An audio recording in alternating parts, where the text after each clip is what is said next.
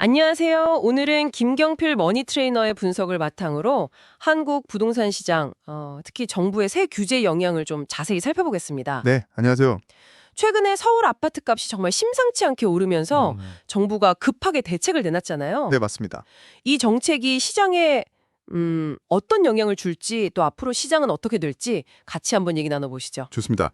이번 분석에서는요, 최근 발표된 부동산 대책의 배경하고 또 핵심 내용, 그리고 이게 단기적으로나 장기적으로 시장에 미칠 파급 효과 같은 걸 좀 짚어볼까 합니다. 네네.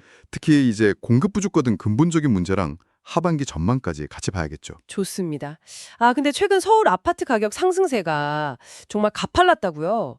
정부가 이렇게 좀 서둘러서 움직인 배경이 구체적으로 뭔가요? 네, 그게 6월 마지막 주에요. 서울 아파트 주간 상승률이 0.43%였거든요. 0.43%요? 네, 이게 거의 8년 만에 최고치였어요. 음. 특히 그 마포, 용산, 성동구, 이른바 마용성이라고 하죠. 네, 마용성. 네, 이 지역이나 아니면 강남, 서초 같은 한강벨트 중심의 인기 지역들이 상승을 확 이끌었습니다.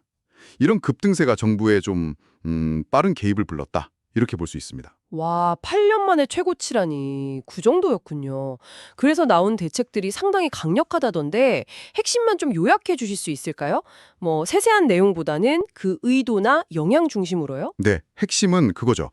주택담보대출 문턱을 아주 크게 높였다는 겁니다. 문턱을 높였다. 네, 총액 한도를 일단 6억 원으로 딱 묶었고요. 6억 원. 네, 그리고 이미 집이 있는 사람, 유주택자는 추가 주담대를 아예 원천적으로 막았습니다. 아예 막아버렸군요. 네, 거기에다가 대출받고 6개월 안에는 꼭 전입해야 한다는 의무 조항도 넣었고요.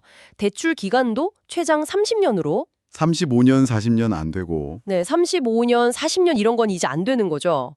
그리고 원리금 균등 상환도 유무화했고요. 이게 사실 7월에 시행 예정이었던 스트레스 DSR보다도 어떻게 보면 더, 먼저 나온 거네요. 네, 선제적으로 그리고 더 강력하게 빚내서 집 사는 길을 좀 제어하겠다. 이런 의지를 보인 거라고 할 수 있죠. 스트레스 DSR만 해도 연봉 8,500만 원이면 6억 대출 가능하던 게 뭐 1억 200만 원은 되어야 한다고 해서 부담이 크다 했는데 그거보다 더 센 조치가 먼저 나왔다 이 말씀이시네요. 그렇죠. 그런 셈이죠. 그렇다면 이런 강력한 규제가 뭐 단기적으로는 시장을 좀 진정시키겠지만 이게 진통제일 튼이다 이런 지적도 있더라고요. 근본적인 문제, 예를 들면 공급 부족 같은 건 어떻게 되는 건가요? 네, 정확한 지적이십니다. 단기적으로는 한 2, 3개월 정도 매수 심리가 좀 위축되고 거래량도 줄고 하면서 급등세는 확실히 잡힐 걸로 보입니다. 네. 일종의 진통제 효과죠. 하지만 이런 규제만으로는 장기적인 시장 안정을 담보하기는 좀 어렵습니다. 그렇겠죠. 결국 근본 원인인 수도권, 특히 서울의 만성적인 공급 부족 문제가 해결되지 않으면 이건 다시 불안해질 수 있는 요인이거든요. 공급 부족이 그렇게 심각한가요, 지금? 네, 서울 같은 경우는 2025년에서 2028년까지 연간 공급량이 1만 가구 이하로 예상될 정도예요. 공급 가뭄이 아주 심각한 상황입니다. 1만 가구 이하면 정말 부족하네요. 근데 또 흥미로운 건 김경필 분석가는 이런 강력한 규제가 오히려 시장의 관심을 더 키우는 뭐랄까 광고 효과를 냈다고 보던데요. 네네. 이건 좀 의도와는 반대되는 현상 아닌가요? 어떻게 해석해야 할까요? 그게 좀 역설적인 부분이죠. 강력한 규제 발표 자체가 지금 부동산 시장이 이렇게 뜨겁구나. 역시 아파트를 사야 하나. 이런 인식을 대중에게 오히려 심어줄 수 있다는 겁니다. 아하. 과거 정부 때도 전방위적인 압박이 오히려 시장에 반작용을 일으켰던 그런 학습 효과도 좀 있고요. 네, 경험이 있죠.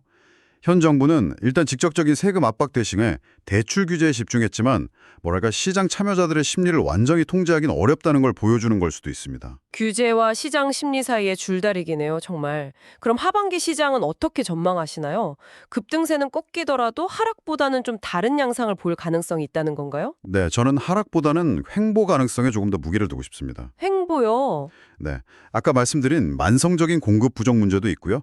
또 이번 일을 계기로 아파트가 역시 안전자산이구나 하는 인식이 더 강해진 측면도 무시 못하거든요. 네. 그리고 6억 대출 한도 같은 경우도요. 이게 뭐 30억, 40억 하는 고가 주택 시장에는 큰 영향이 없겠지만 그렇죠. 현금 부자들은 상관없겠죠. 네. 하지만 서울 중위 가격 한 11억 내외 주택을 사려는 분들에게는 소위 영혼까지 끌어모으는 대출을 막는 효과, 즉 영끌 방지법 역할을 할 수 있다는 시각도 있어요. 아, 오히려 긍정적인 측면도 있다. 네, 무리한 대출을 막아준다는 점에서는 긍정적으로 볼 수도 있다는 거죠. 그렇군요. 근데 매매 시장 지제가 이렇게 강화되면 전세 시장으로 수요가 몰리는 이른바 풍선 효과는 없을까요? 전세 가격이 오르면 또 이게 매매가를 밀어 올릴 수도 있지 않습니까? 충분히 가능한 시나리오입니다. 매매가 어려워지니까 전세 수요가 늘고 그럼 당연히 가격이 오를 수 있죠. 그렇죠. 다만 전세가 상승이 바로 즉각적으로 매매가 상승으로 이어지지는 않습니다. 보통 시차가 좀 존재하죠. 시차가 있다. 네. 하지만 장기적으로 보면 분명히 매매가를 끌어올리는 압력 요인이 됩니다. 김경필 분석가는 이걸 기업의 주당 순이익 EPS가 도와주면 당장은 아니어도 결국 주가를 끌어올리는 것에 비유하더라고요. 아, 재밌는 비유네요. 김경필 머니 트레이너가 결국 당신은 아파트를 사게 된다 이런 책을 쓴 배경도 이런 장기적인 관점하고 연결되는 것 같군요. 근데 지금 당장 사라는 의미는 아니라고 강조했죠. 네, 맞습니다.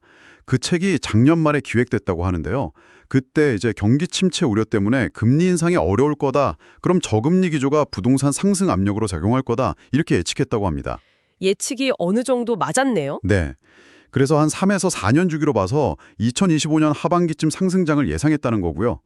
핵심은 지금 당장 사라 이게 아니고 부동산은 어차피 상승과 하락을 반복하니까 단기 등락에 너무 흔들리지 말고 한 5년, 10년 이렇게 장기적인 관점에서 내 집 마련 계획을 세우고 준비하는 자세가 주요하다는 겁니다. 그렇군요. 결국 단기적인 규제 효과나 시장 변동성에 일희일비하기보다는 좀 긴 호흡으로 나의 상황에 맞는 주거 전략, 이걸 고민하고 준비하는 게 핵심이다 이런 말씀이시네요. 네, 그렇습니다. 정부 규제로 단기적인 안정은 어느 정도 기대되지만 장기적인 공급 문제라든지 시장 참여자들의 심리는 여전히 중요한 변수거든요. 네. 유격 대출 한도가 과도한 부채를 막는 긍정적인 면도 있지만 또 시장의 역동성을 제약할 수도 있는 거고요.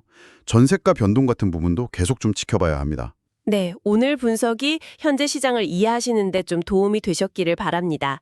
마지막으로 이런 질문을 한번 던져보고 싶네요. 시장의 단기적인 변화와는 별개로 5년, 10년 후 당신의 안정적인 주거를 위해서 지금부터 구체적으로 어떤 준비를 시작할 수 있을까요? 이 점을 한번 깊이 생각해 보시면 좋겠습니다.